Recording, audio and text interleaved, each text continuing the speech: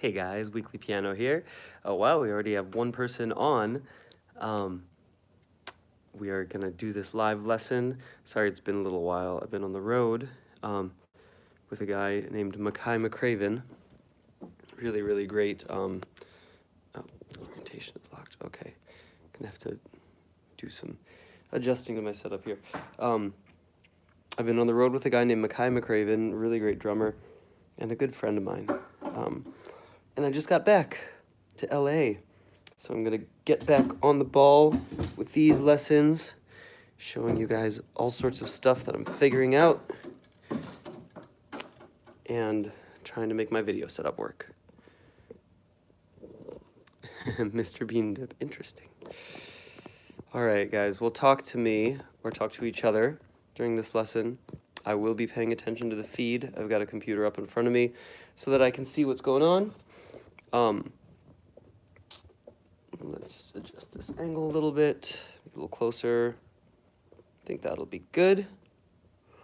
Yeah. Sweet. All right, what's up? Everybody hear me all right? Actually, I can't see your responses yet. I will in just a moment. Sorry, I'm a little sick too. When I go on these long, well, it wasn't a long tour. It was a 2-week tour, but when I go on these tours, it tends to destroy my entire body. So I get a little sniffly and whatnot when I get back. All right, let's go to my videos, my channel. Where is my live now? My channel.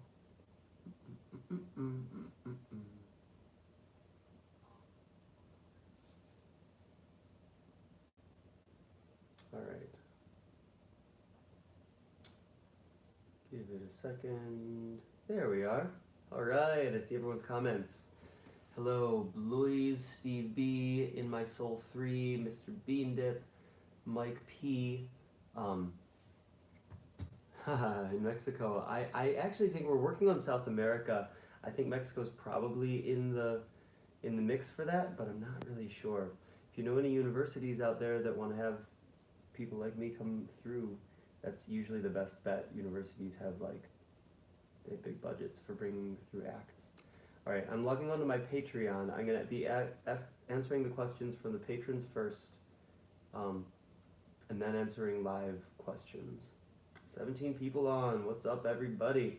All right, so I see two people who have asked questions who are my patrons on the Patreon page. One is Sri M and one is Rachel Thomas. Hey, what's up? Hakon E from Norway and the Neil Q from Lincoln, UK. I think we're going to be in the UK this year somewhere. I'm not sure. I can't remember where. Anyway, here is the first question, and it's by Sri M. All right, so she says, I may not be available for the live lesson. Here's the question I was hoping it could get addressed. She's Mushy Mush is the screen name. You guys have weird screen names, but that's okay. She says, I'm a beginner. I enjoy learning music theory, but I can't play much of anything. I've been told that transcribing and harmonic analysis are very important for developing as a jazz musician. When it comes to transcribing a song, the melody is relatively easy, depending on the piece of course. But I have no idea how to begin transcribing the harmony. The basic method I used to follow for pop music was to try and figure out the bass line and then figure out the chords based on how it sounds, or trial and error. It's easy with pop music because what most of what you deal with is major and minor chords. How do I begin to start applying this concept to jazz music? And then she also says, how do I integrate harmonic analysis with transcribing? Is it something like just blindly figure out sections of the song or the whole song, then try to figure out the keys and changes and the relevant circular progressions? Okay, so this is a really good question. Let me turn my notifications off so I don't get distracted. So, this is a very good question. The question in a nutshell is, how do I transcribe, how do I get the most out of transcribing harmonically complex material? So how do I execute that, and how do I get the most out of it? So we're going to start by going into that, and then we're going to get to some other questions. Let's think about a harmonically complex song. Let's talk about Blue and Green.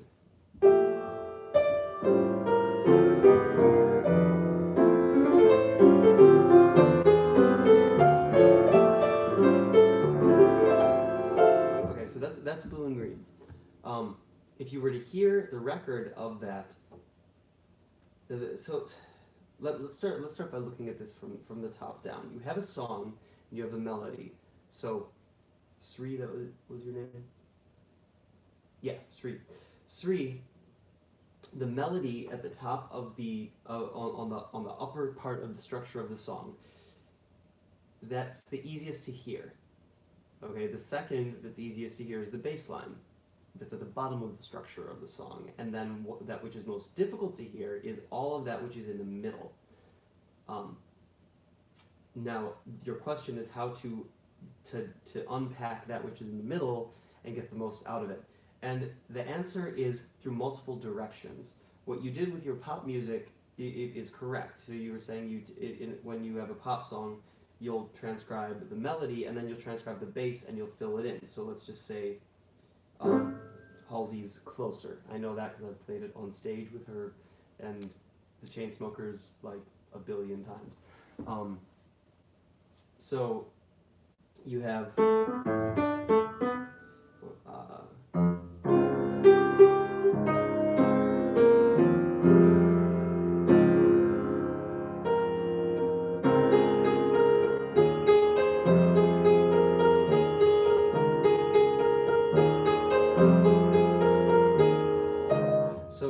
that top melody, and you'll hear the bass line, and you can get it because it's diatonic. It's very simple. It's just if you count it as in F minor, it's the flat 7, the flat 6 to the 1, and the flat 7 and the flat 6 are major. The 1 is minor because that's what it is in a natural minor key, and then the melody is super easy. But when you have a complicated song like Blue and Green,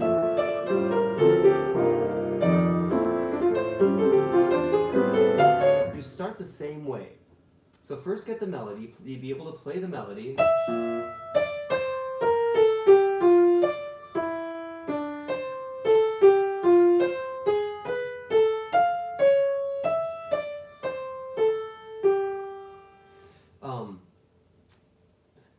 Someone's saying hi a lot in the front. Anyway, so get the melody and then get the bass line.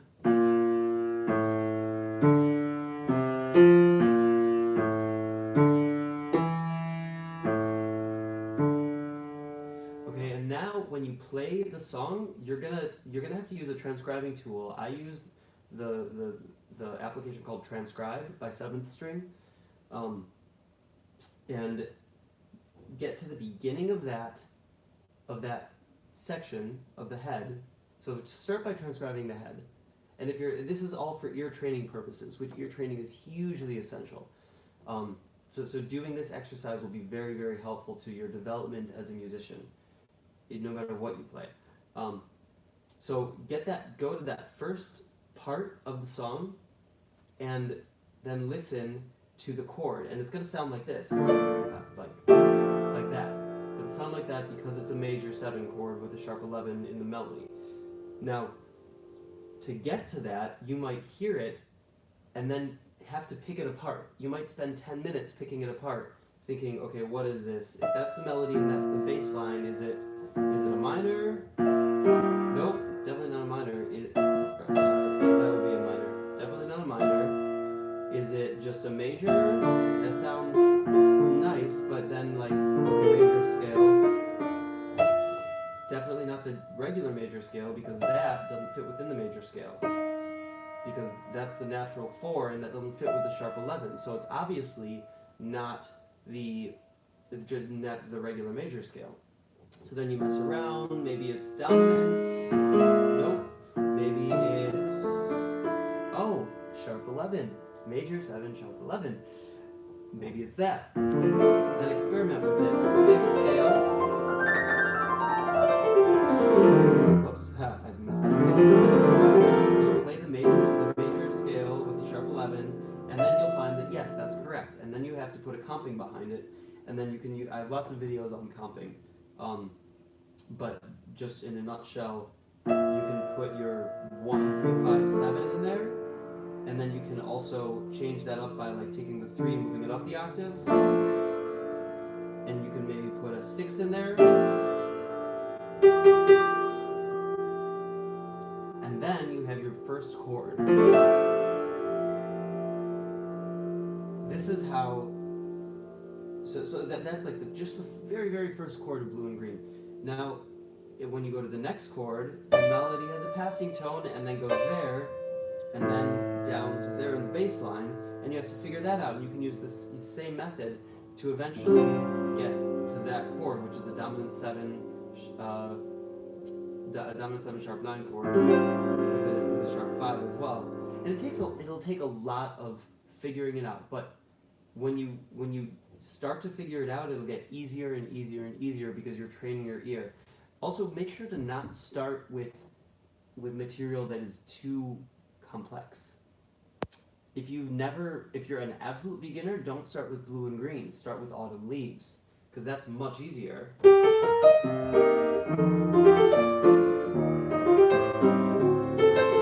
it's basically that the whole time, except for flipped up a little bit. And I have lessons on autumn leaves as well. Now, as you learn more tunes, it'll get easier too. So don't feel afraid to use a chord chart. It's especially when you're starting. Transcribing harmony is great, and I've transcribed compings before, which is the most challenging fucking thing ever. Because you have Bill Evans doing like a cluster, and you're like, okay, what the hell is he doing? I transcribed actually Waltz for Debbie because it's such a beautiful piece. And I spent so long trying to figure out if he was using the 9 when he was playing the first chord. And it turns out sometimes he is, sometimes he isn't, and it's just barely in there when he is.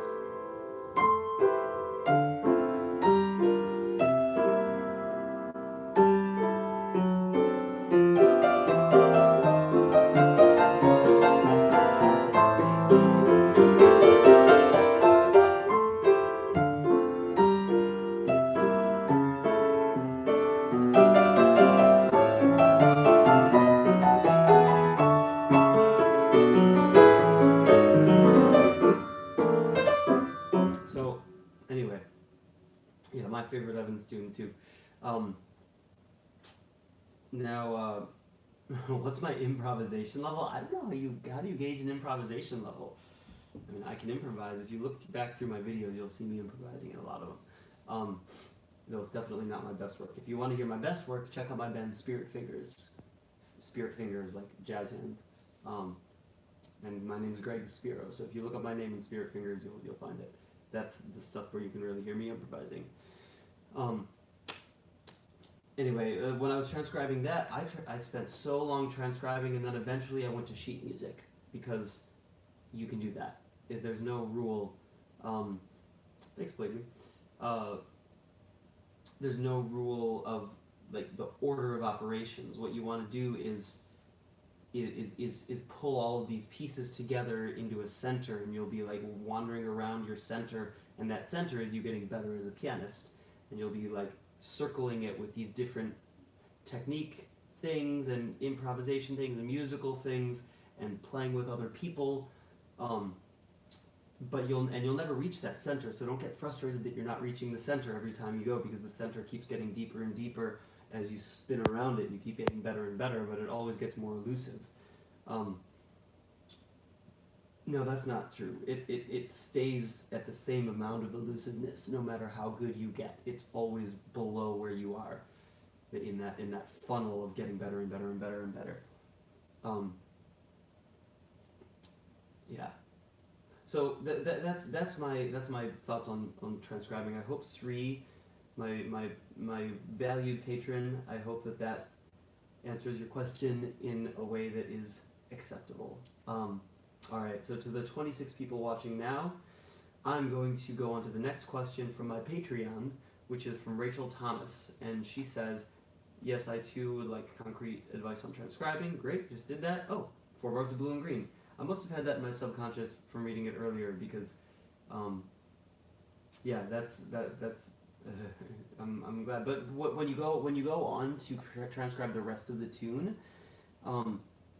you don't need to keep transcribing the harmony because it's a loop. So you can even just look at the chord chart, or if you really want to dive in, make your own chord chart, and like make it beautiful. Make it this piece that is yours that you have transcribed without looking at anything else, and you'll be very proud of it. It's a great thing. It's a great little milestone to have. I've done that to some extent, but never to its full extent. So if any of you guys do it, send it to me, and I'll post it for everybody to see. Transcribed pieces. Transcribing full pieces is such a beautiful exercise. But once you get the head down, and I'm talking about the head when I say like a 1 page of transcribing the head and the changes and the chords. And writing it out beautifully. People just don't do that much anymore. But then once you do that, go on to the solo, because that's really great content, and I would highly recommend, if you have the time, write it out, whether it's in Sibelius or just by hand. Write out the solo so that you can analyze it, because you'll see a lot of motivic development, motivic connections. You'll be able to analyze contour, and you'll be able to see it as one chunk, and then be able to play it. So sort of learn to play it as you're writing it down, but if you can, get through one whole solo, and so you can then play and analyze it as a piece. And if you do that, and you've transcribed a solo and you want further analysis on it, send it to me. Especially if you're on my Patreon campaign, we can do that in a live lesson. I'll take your sheet music, I'll put it out, and we'll analyze some of it. Yeah. Okay. Another thing, how to gain or not gain from practice. Something that I got from a great conversation I had with Russell and Sirota recently, which I'm putting into practice on my own, is when you practice mostly technical exercises, all you are is warmed up all the time. You're not gaining musicality from your technical exercises, even if it's chops, even if it's like a lick, so learn this lick. That's one that I practiced for hours and hours and hours when I was in college. And I got it, but now if I go back and I practice that 1,000,000 times over, I'm not going to get better at music. So learn it, let it be in your fingers and in your mind, and then move on to musical exercises. And there's some musical exercises that I have on this channel, like the octave exercise. So pick a standard, so blue and green, like we were doing earlier, and pick the 5 to the 5. So let's just say it's in D minor, so the A to the A, and practice doing a solo within the context of 1 octave. That's a great exercise to do for like, I don't know, a couple of like 10 to 20 minutes every day.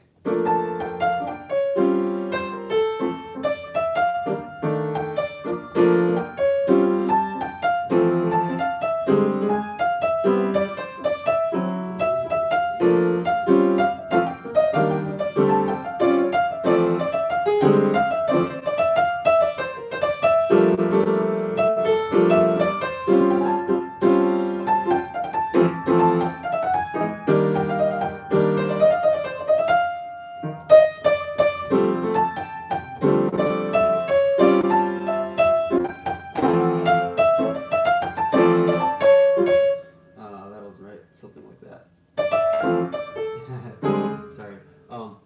Thinking about what I'm going to talk about next and playing at the same time is always a challenge. But that was the octave exercise where you're staying within the context. You're staying within the context of 1 octave, and you are making melodies within that. Another great one is the motivic exercise, where you take 1 motif and you only use that in your piece. So let's do them. And when I say motif, you can think of it as a cell. So, Rachel, what's up? We answered your question. And I'm also answering more of your question now. So let's just call it a 2-3 cell. Because this is if this is 0, this is 1, this is 2, and this is 3. So 0, 2, 3. And you can use that upside down. So 0, 2, 3. and you can use it in any order. 0, 3, 2, 3, 0, 2, and upside down also, which would be 0, 3, 2, 3, 0, 2, 2, 0, 3, flipping it upside down, moving it all over, and use that in the context of a solo. And you can do that anywhere on the keyboard, but try to make try to tell a story only using that motif. That's a beautiful practice exercise to do. So I'll use blue and green as the example. Let's do it as a ballad, so I can give it a more of a just like a slow description of this. So.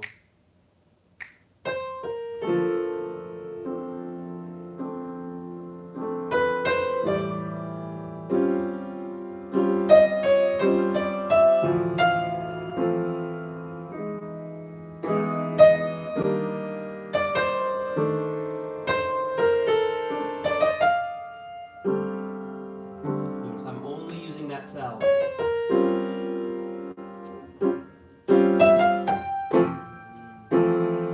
Continue that pattern, see if you can still do it only using the cell. It'll be a little weird, but it's a good exercise.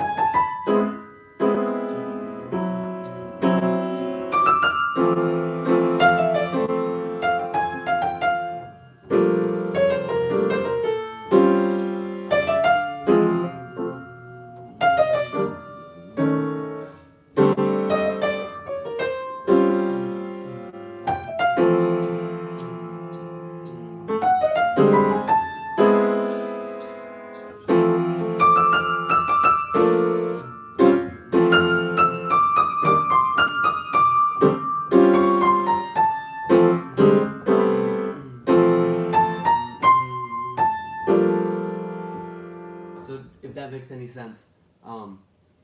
Notice only using that and some permutation anywhere on the keyboard and fitting it around the chord in terms of upper extensions and also chord tones. Now remember, you don't need to do it fast. That's the least of your worries. Do it as slow as you need to in order to internalize the exercise. So you can do it like in no time, and look at your B flat, major 7 sharp 11, and then just find it, look where it might fit.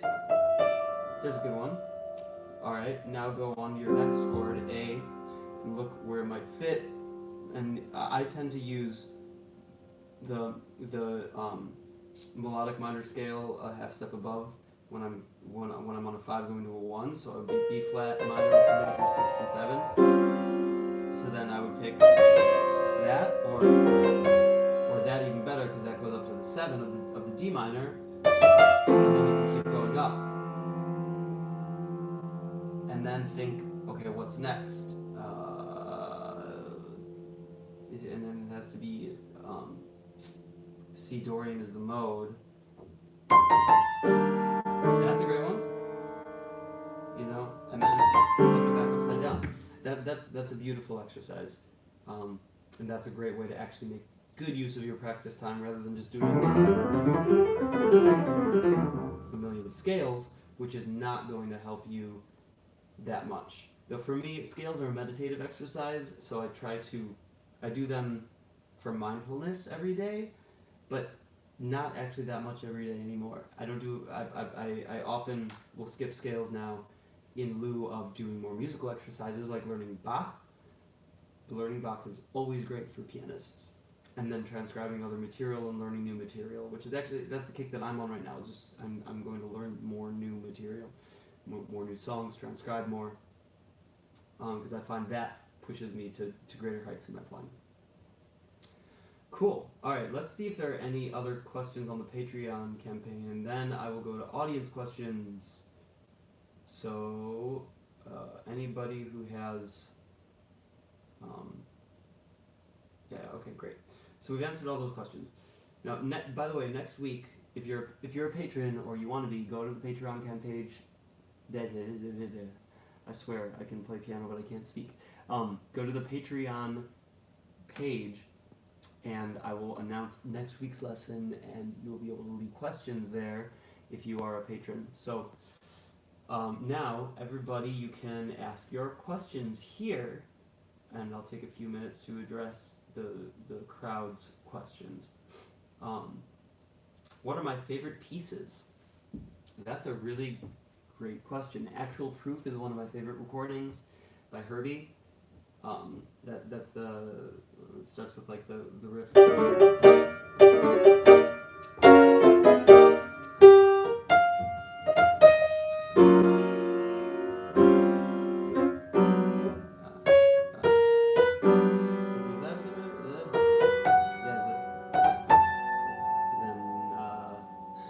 I should know how to play it if it's my favorite piece. I haven't played it in a long time. It goes to like a diminished thing there.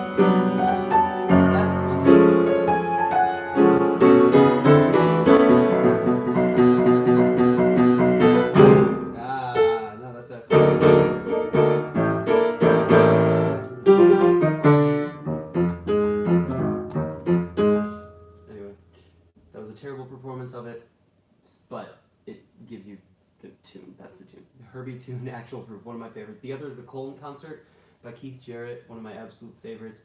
One of my favorite solos is Bill Evans' Autumn Leaves. It's like one of the most perfect solos ever. Most of what Bill Evans does is one of the most perfect solos ever. Yeah. Okay. Next. Oh, thank you, Kareem. I really appreciate that. It means a lot to me when I know that you guys are getting stuff out of these lessons, and especially when it's inspiring you to move forward and work harder and practice more in your own right. Yeah, it's I feel like that what the world needs is people thinking more and working more on themselves, and I know I do that and need to do it more, and I think that's what makes the world a better place. So thanks for joining me in this journey. Okay, let's see. What am I listening to these days? That's also a good question. I tend to listen to one artist at a time. Right now I'm listening to Keith Jarrett, like a ton of Keith Jarrett on Spotify, because his whole catalog is up there. But then I'm going to start listening to Joe Henderson, because I never really got his music that well, that thoroughly, like in my brain. It doesn't affect me that much, and so I want to know what I'm missing, and I'm going to go do a deep dive into Joe Henderson, because he's obviously one of the greats. But then sometimes I listen to classical, Beethoven and Bach, Mozart. And then a lot of the time I will just look for new music that is great, which is very rare. Most people are not. Most people are doing something that's very surface level right now. It's unfortunate. And the stuff that is really deep gets lost in the clutter. So I try to look through that clutter and find the stuff that's actually deep.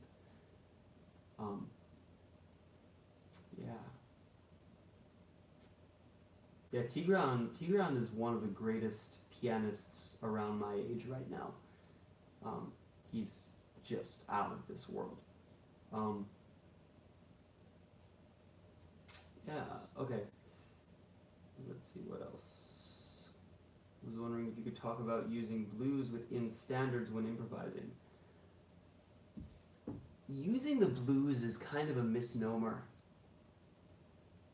You have the blues scale, but that's not going to make you play the blues.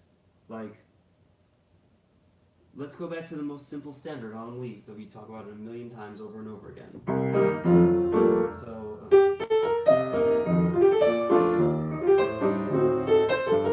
So it's in G minor, basically.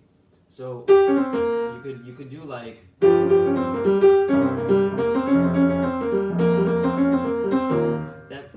not going to make it bluesy at all. That's actually just going to sound contrived and silly. What you want to do is speak in the way the blues artists were speaking. Go back and listen to Robert Johnson.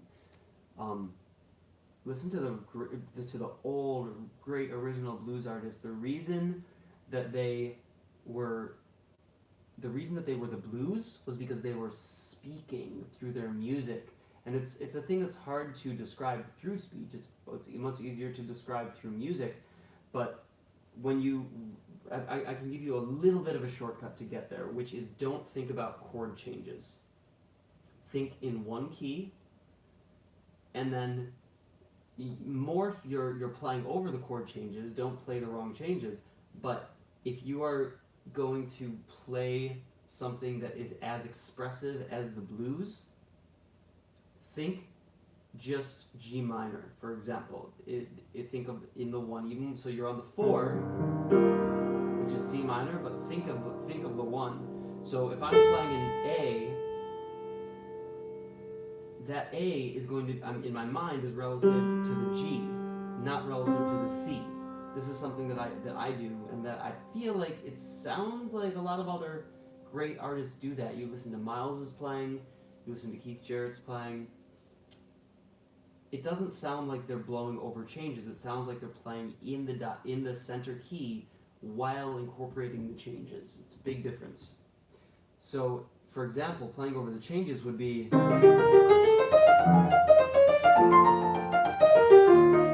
I just outlined the changes, but playing over the 1 would be.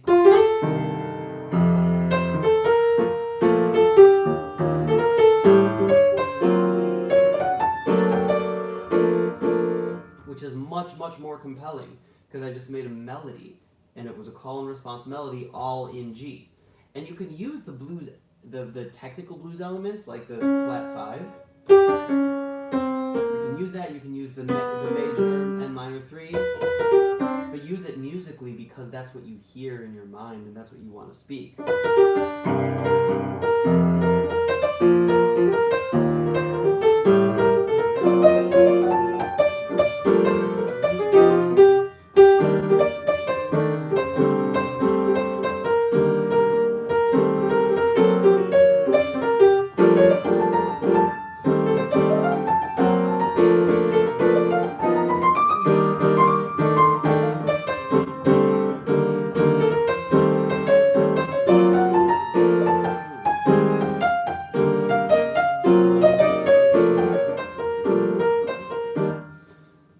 That's the idea. So then you're singing and you're speaking, and that's the blues, man.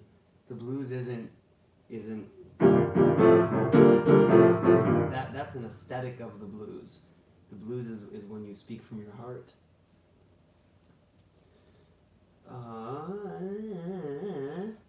Alright guys, I think that's going to be it for today. This was great. You guys are awesome.